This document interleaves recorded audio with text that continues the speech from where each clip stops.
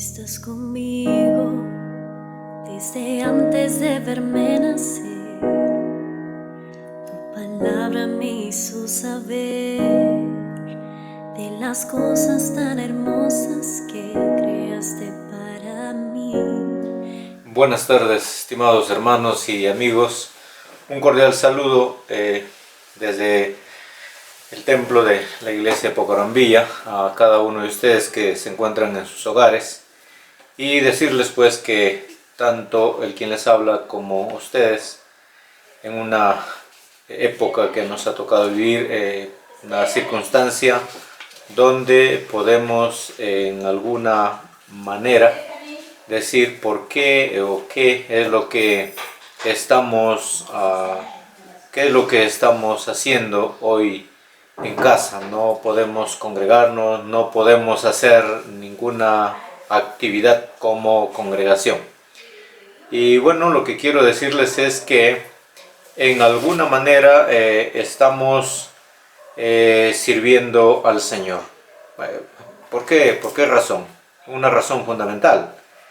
El hecho de, al respetar la cuarentena que nuestras autoridades han establecido a fin de prevenir y en cierta manera controlar la expansión de esta pandemia, es una forma también como nosotros estamos sirviendo a Dios, porque las autoridades que nos gobiernan han sido puestas por Dios para administrar los destinos, los asuntos del país.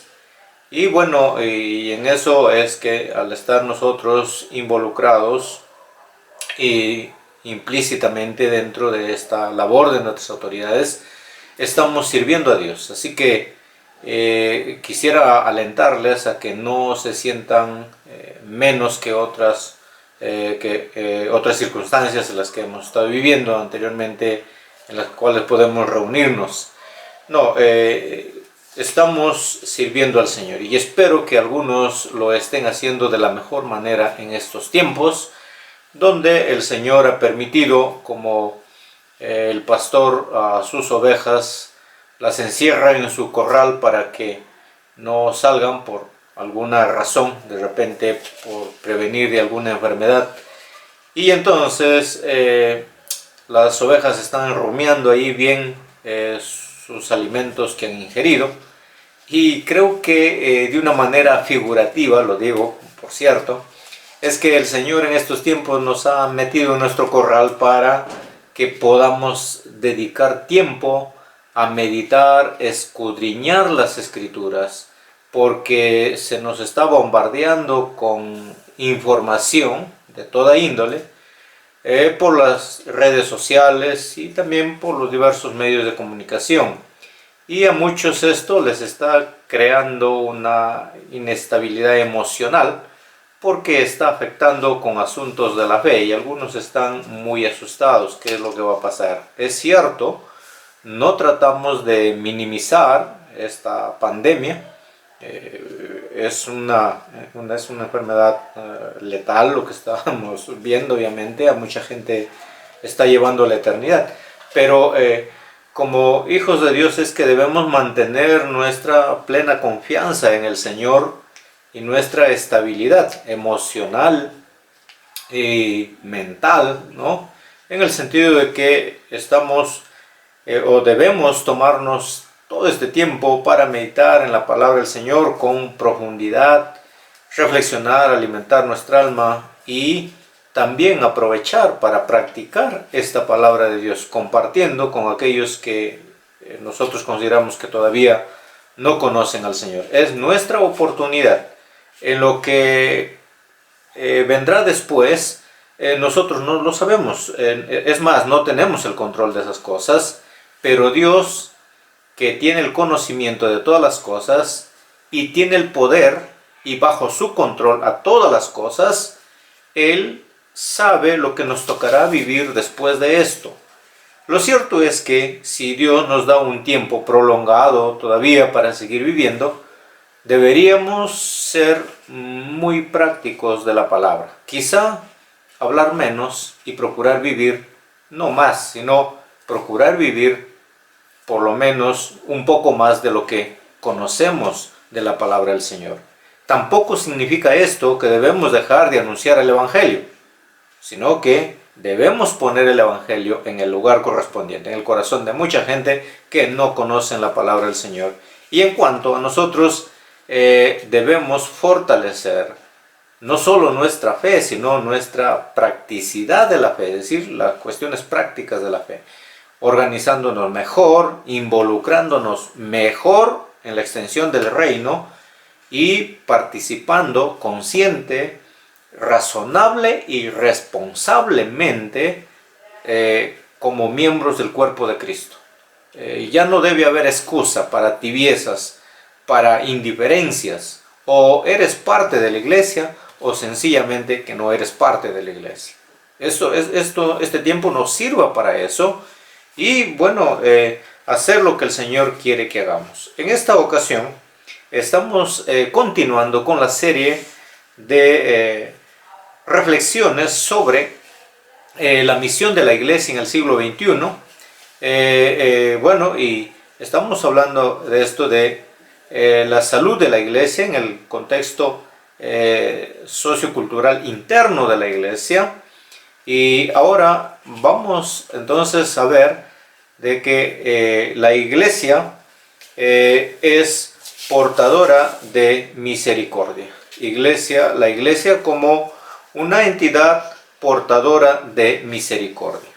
Y el pasaje que podemos tomar como un punto de reflexión es básicamente lo que la experiencia de dos personajes. Por un lado, bíblico, que la Biblia nos narra en Lucas, el capítulo 10, versículos 25 al 37. Y la mayoría de los lectores del Nuevo Testamento saben de qué se trata. Básicamente de una historia que nos ha sido dada aquí. El Señor Jesucristo usó esta situación para llevar a la reflexión a un religioso que le preguntara acerca de el asunto de cómo se debe amar al prójimo, cómo se debe de qué manera se puede hacer misericordia con el prójimo. Y entonces el Señor Jesús lo llevó a una reflexión contando una historia de dos personajes, en este caso de un hombre natural de Samaria y un transeúnte que estaba de camino. Entonces esto nos lleva a pensar, y la lectura dice en la Biblia de esta manera: y he aquí un intérprete de la ley se levantó y dijo para probarle: Maestro, ¿haciendo qué cosas tendré la vida eterna? Él le dijo: ¿qué está escrito en la ley? ¿Cómo lees? Aquel respondiendo dijo: amarás al Señor tu Dios con todo tu corazón y con toda tu alma y con todas tus fuerzas y con toda tu mente, y a tu prójimo como a ti mismo. Y le dijo: bien has respondido, haz esto y vivirás. Pero él, queriendo justificarse a sí mismo, dijo a Jesús: ¿y quién es mi prójimo? Respondiendo, Jesús dijo: un hombre descendía de Jerusalén a Jericó, y cayó en manos de ladrones, los cuales le despojaron, e hiriéndole se fueron, dejándole medio muerto. Aconteció que descendió un sacerdote por aquel camino, y viéndole pasó de largo. Asimismo un levita, llegando cerca de aquel lugar, y viéndole pasó de largo. Pero un samaritano que iba de camino vino cerca de él, y viéndole fue movido a misericordia, y acercándose vendó sus heridas, echándoles aceite y vino, y poniéndole en su cabalgadura lo llevó al mesón y cuidó de él. Otro día, al partir, sacó 2 denarios y los dio al mesonero, y le dijo: cuídamele, y todo lo que gastes de más yo te lo pagaré cuando regrese. ¿Quién pues de estos tres parece que fue el prójimo del que cayó en manos de los ladrones? Él dijo, el que usó de misericordia. Entonces Jesús le dijo, ve y haz tú lo mismo. Esto es una cosa muy interesante que para nosotros también debe ser un pasaje de mucha reflexión y aplicación en la práctica de nuestra fe, obviamente, porque se trata aquí de dos puntos que además en el libro de Marcos se nos habla de que estos son los dos principales mandamientos: amar a Dios y amar al prójimo. Y de esto depende toda la práctica aplicativa de la ley. Entonces, tiene que ver en este asunto la Iglesia como entidad portadora de misericordia en su relación con el prójimo. A través de sus miembros, la Iglesia está llamada y está puesta en el mundo para practicar misericordia. En el Nuevo Testamento vemos en la iglesia primitiva que en algunas ocasiones lo hacía. Entonces, quiero aclarar aquí que como iglesia, el llamado de nuestra relación con el prójimo es practicar la misericordia. Y la misericordia tiene que ver con una expresión del carácter de Dios. Es decir, si Dios vive en nosotros, esa realidad nos va a llevar a que nosotros seamos partícipes en practicar la misericordia de Dios a través de nuestras actitudes en relación con nuestro prójimo. ¿Y quién es nuestro prójimo? En la Biblia se define la palabra prójimo como próximo, o sea, la persona que está cercana a ti, inmediata a ti. Ahora, y eso es obvio, si tú eres capaz de hacer bien al que está cerca a ti, también estarás entonces en la posibilidad o en la disposición de poder hacer bien a alguien que está más allá de tu lado, de tu casa o del lugar donde estás. Entonces, es muy importante esto, y en el Nuevo Testamento muy raras veces, o por decirlo casi, no se ve que la iglesia como entidad, como una organización haya hecho cosas así, sino que lo hacía a través de sus miembros, a excepción de que el apóstol Pablo enseñó también en la iglesia de Corinto, básicamente en el Asia Menor, en las iglesias del Asia Menor, hacer esta práctica también de ayudar, de hacer algo por el bien de los hermanos necesitados y de alguna persona necesitada que de repente no pertenecía a la comunidad cristiana. Entonces, en este sentido, hay tres cosas que debemos entender aquí en este pasaje que el Señor Jesucristo nos dejó para que nosotros reflexionemos y apliquemos a nuestra vida personal cada día. La primera cosa es prevenir, segundo, intervenir, y tercero, suplir. Entonces, ciertamente esta situación que estamos viviendo hoy puede llevarnos a hacer muchas preguntas, y como algunos ya lo han hecho: ¿qué hacen las iglesias? ¿Qué hace la iglesia o qué hacen tantas iglesias? La verdad, la iglesia del Señor es una. Eso está claro. Cada uno de los cristianos profesos y confesos de la fe cristiana, o los cristianos auténticos, saben, la iglesia del Señor es una. Lo demás, bueno, puede definirse como digamos, entidades religiosas. La iglesia del Señor Jesucristo es una en toda la tierra. Pero aquí vemos el asunto que algunas congregaciones obviamente son pequeñas, que apenas tienen infraestructura propia. Otros viven en infraestructuras pagando alquileres, y por tanto a veces la cantidad de miembros que tienen no está en la capacidad de solventar económicamente para poder hacer muchas cosas más que se quisiera hacer. Entonces, en la cuestión práctica hay que ser prudentes, hay que ser honestos y ser justos además. Porque si una iglesia, una congregación en particular tiene poca membresía y de repente hasta la infraestructura con la que cuentan es pequeña, es más, no está debidamente implementada, a veces es quedar ridículo si quieres ofrecer un servicio a la colectividad sin tener las previsiones del caso bien en orden. Entonces, es necesario entonces, en esto de prevenir, nos ha tomado por asalto a muchas congregaciones cristianas esta realidad. Creo, no sé si a nivel de nuestro país haya de repente una congregación cristiana que pueda decir, miren, ¿sabe qué? Yo tengo aquí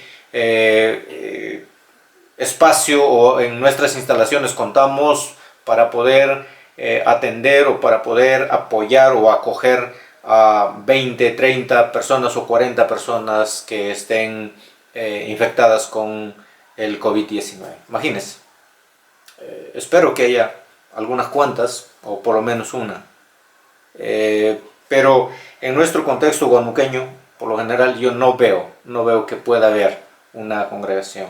Y si lo hay, cuanto más podría servir a unos 2 o 3. Entonces todavía queda muy limitada nuestra posibilidad de servir a la comunidad. Y esto lleva entonces a una reflexión a todos los que somos partícipes o somos miembros de alguna congregación cristiana. ¿Cuál es mi participación en la iglesia? ¿Qué estoy haciendo yo como miembro? Y no solamente hablar de un aporte económico, sino con mis conocimientos, mi profesión, mi talento. ¿De qué manera yo estoy sirviendo al Señor? ¿De qué manera yo estoy siendo partícipe?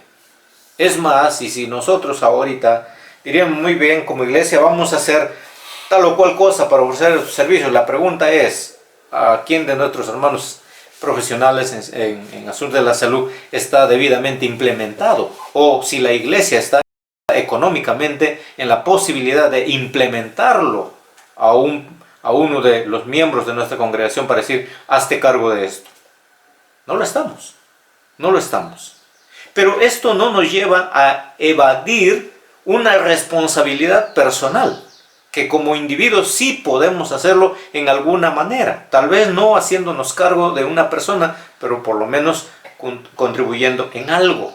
Y una de las mejores formas de hacerlo es yendo al lugar de los hechos y llevar de repente algún presente, alguna ayuda, si es posible con nombre propio, al conocer a las personas. ¿Por qué?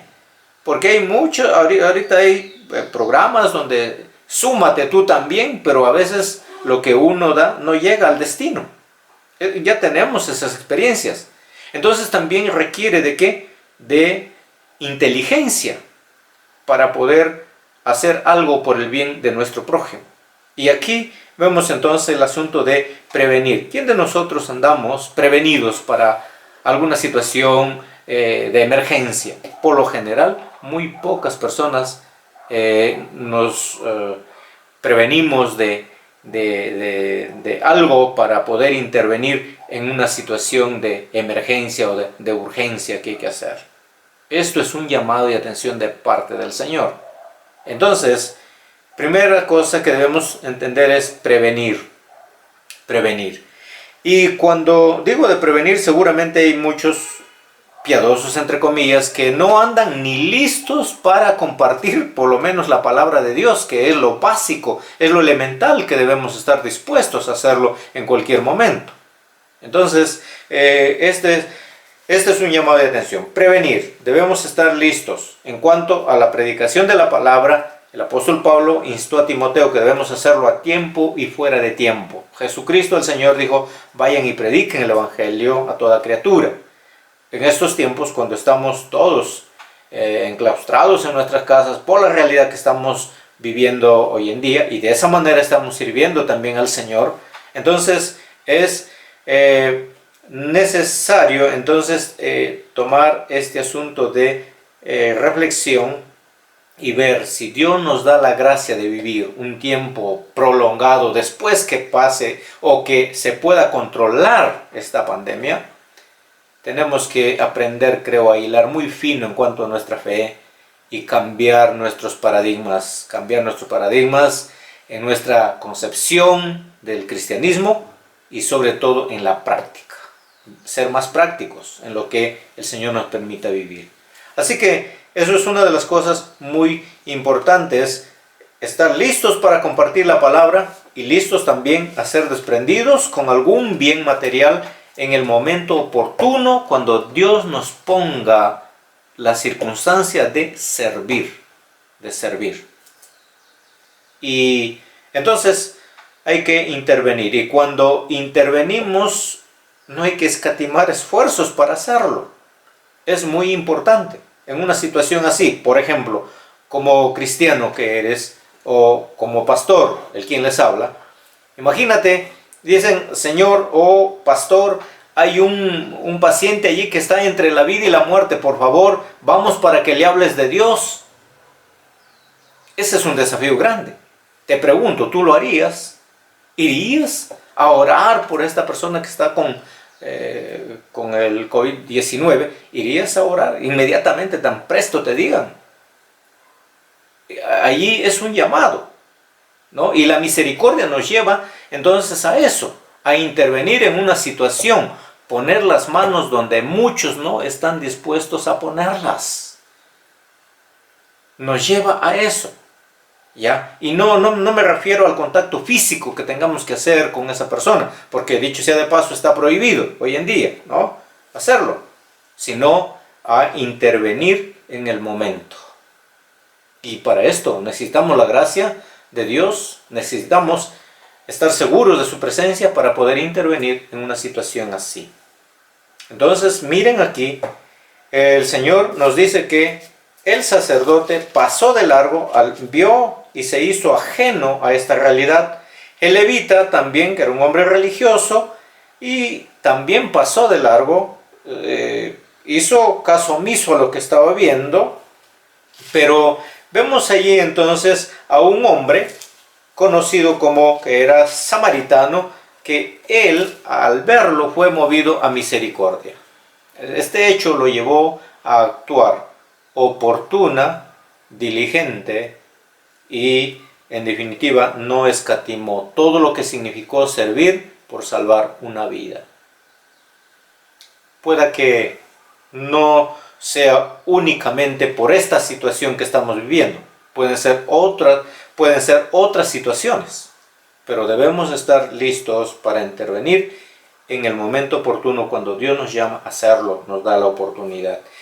Y luego entonces dice que este hombre se acercó, viéndole fue movido a misericordia, y acercándose vendó sus heridas, echándoles aceite y vino y poniéndole en su cabalgadura, lo llevó a la entrada de la ciudad. Había un lugar de ingreso allí que se llamaba el mesón, y ahí entonces donde eran registrados tanto los que entraban como los que salían, y él lo dejó encargando aquí a este personal que estaba a cargo de dar el acceso a esta ciudad para que lo cuidase, y le dejó pagando, y luego él se compromete, le dice, cuídamele, y todo lo que puedas gastar aparte de lo que de lo que ya se requiera en su recuperación, yo te lo pagaré. Entonces, una de las cosas es aquí que no solo es intervenir, sino suplir. Ahora aquí quiero ir terminando y quiero dejar bien en claro un asunto. A veces hay personas que tienen la idea de que como iglesia estamos llamados a suplir la necesidad de todo el mundo. No, Jesucristo no en ningún momento dio esa orden a la iglesia, porque Él sabe que eso no es posible. Ni Él mismo, aunque puede hacerlo, no es una norma que tenga que ser así.